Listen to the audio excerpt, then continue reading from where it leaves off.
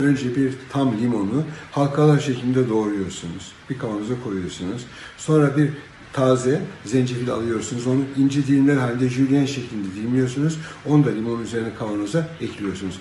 Sonra üzerine bir çay kaşığı kadar toz zencefil, toz zerdeçal, toz tarçın ve toz karabiber ekliyorsunuz. Üzerine 150 ml doldurana kadar süzme bal ya da pekmez ekleyip kavanozu kapatıp beklemeye bırakıyorsunuz. Ortalama bir gün sonra bu ciddi bağışıklık desteği ve öksürük kesici kullanıma hazır hale geliyor.